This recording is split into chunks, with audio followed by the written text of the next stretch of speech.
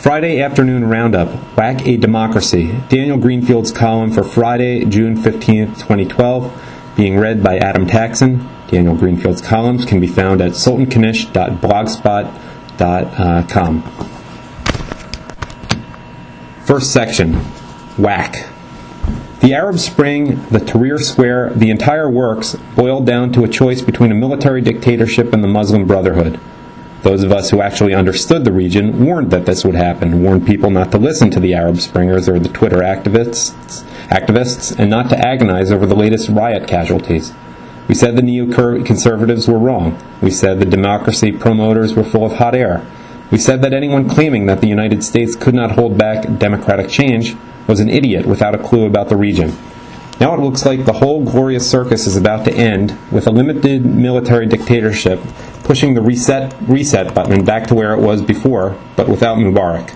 And that's a best-case scenario. It means that things are still worse than they were before. The economic liberalization that Mubarak's son might have carried out is gone. The Muslim Brotherhood has gained a lot of momentum. Any hope of political reforms has been foreclosed because Egypt is now stuck between its military and the Muslim Brotherhood. Anyone who advocates reform is choosing the Brotherhood.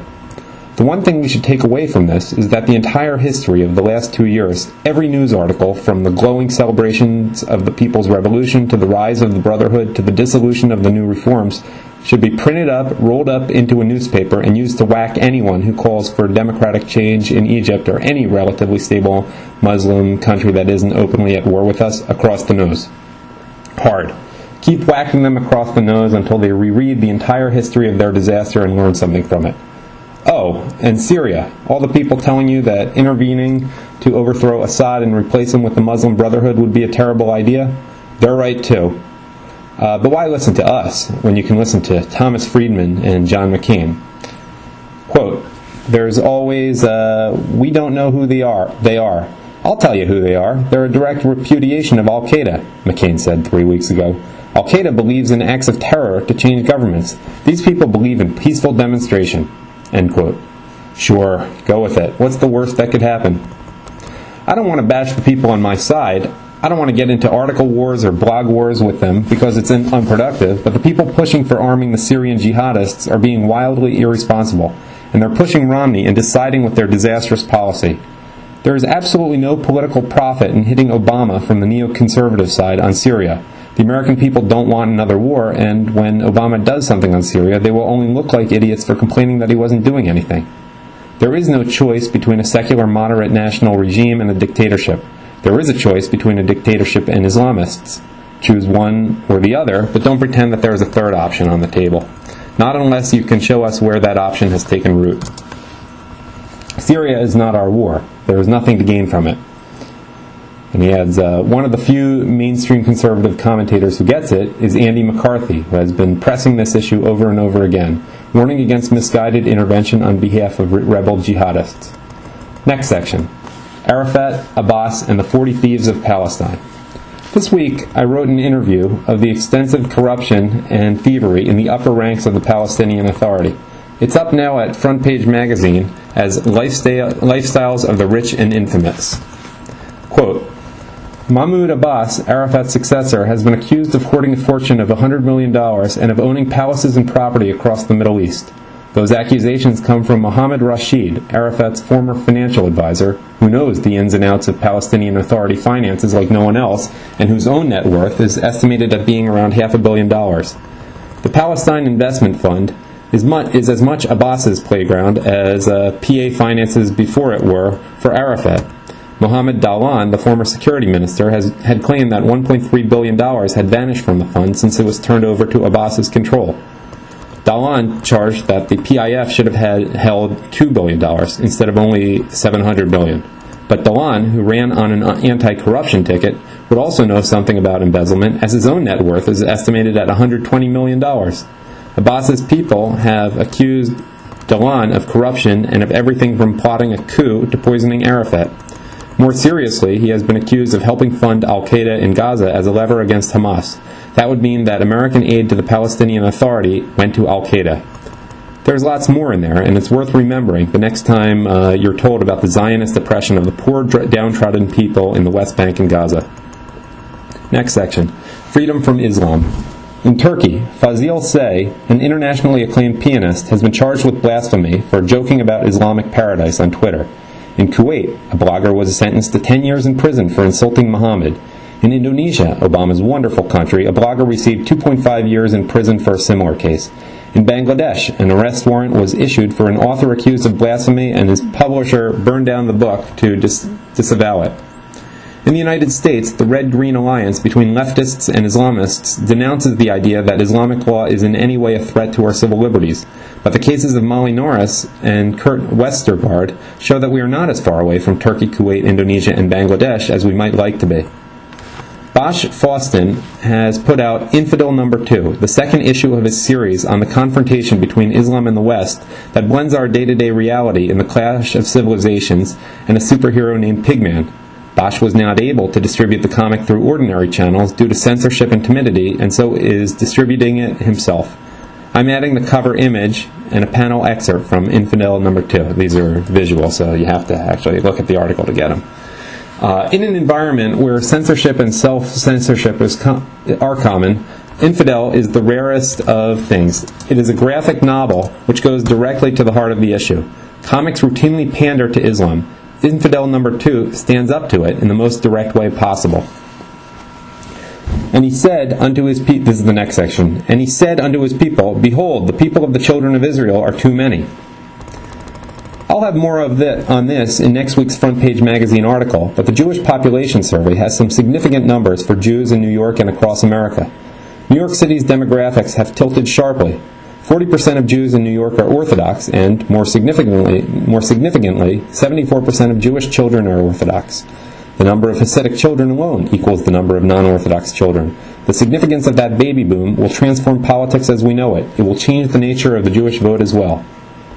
Demographics is destiny. That's a point that I've always made. This is what the demographics look like now. It's a quote, that shift appears quite likely to grow even more pronounced. Now, 40% of Jews in the city identify themselves as Orthodox, an increase from 33% in 2002. 74% of all Jewish children in the city are Orthodox. Between 2006 and 2011, the study found 1 out of 2 marriages in which one partner was a non-Orthodox Jew was to a person who was not Jewish and did not convert to Judaism. As the New York Times sniffs, members of these Orthodox groups also have been known to be far more likely to adopt more conservative positions on matters like abortion, same-sex marriage, and the Israeli approach to the Palestinians. Indeed. Oh, that was an end quote. Indeed. And the Siena College poll is full of bad news for liberal Jews. It shows that the New York Jews are significantly more conservative than the national average. But if you want to understand the rising wave of attacks, the spew of media hysteria, the abuse smear, and the hostile reporting on anything Orthodox Jews do, in sharp contrast to media reporting on Muslims, you just have to look at the numbers. People who attack you feel threatened. Like Pharaoh, the liberal Jewish pharaohs feel threatened by the rise of the Orthodox Jewish population. Next section. What if there was a genocide and the American administration lied about it? That's exactly the situation in Nigeria today, where Christians are being exterminated by Muslim terrorists, while the Obama administration refuses to acknowledge either the terrorism or the genocide, and even pressures the Nigerian government to stop resisting the Islamic genocide. Had a non-Muslim group carried out numerous attacks on mosques and Muslim worshippers, and then ordered Muslims to leave an area, it is absolutely inconceivable that the Obama administration and its media allies would deny that these were religiously motivated attacks. It is even more inconceivable that its preferred solution would be to tell the government to stop fighting terrorism. But what is inconceivable when it comes to Muslims is Obama administration policy for Christians.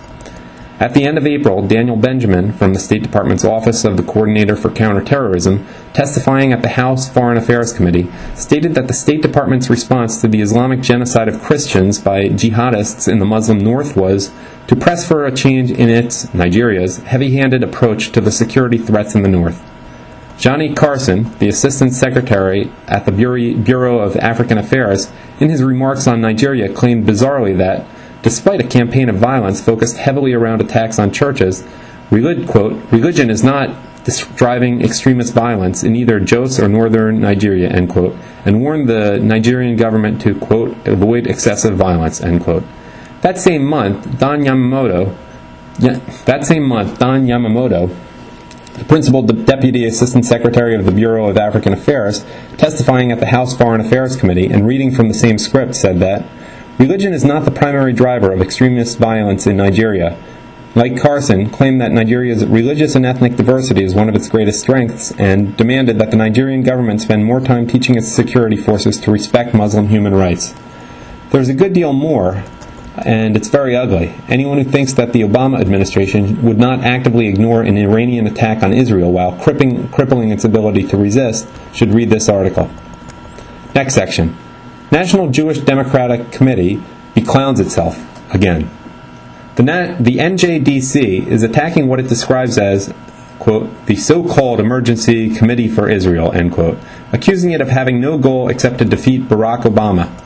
This is a silly attack for a group like the NJDC to make, since it exists only to elect Barack Obama and other Democrats. If, according to the NJDC, the Emergency Committee for Israel is not to be believed because it exists only to back the agenda of a specific party, then the NJDC has just made the case for why it shouldn't be believed. This is what the NJDC says. Quote, ECI has a clear record of focusing their attacks solely on the President and congressional Democrats. Further, they've stayed silent when Republicans espouse and support policies detrimental to the U.S.-Israel relationship. End quote. The NJDC has sent out several hit pieces on Eric Cantor, but nothing on Charles Barron. It actually congratulated Bill Pascrell on his victory. The NJDC has no interest in dealing with anti-Semitism on its own side or with defending Jews. It only exists to attack Republicans. Why then should anyone believe anything that the NJDC has to say when it comes to Israel? But to answer the NJDC's question, what Mitt Romney would do differently from Obama? What would Mitt Romney do differently from Obama on Iran? For one thing, he would stop sabotaging Israel's prep work for a strike on Iran's nuclear facilities. Final section, the Roundup. My article, What Bill Clinton Knows, was nominated by the Watchers Council and won as its non-council winner. It was also an honor to have my article, Israel's Heroism of Survival, linked to by the great Caroline Glick, one of the few English-language writers who truly is an expert on Israel and the region. The end.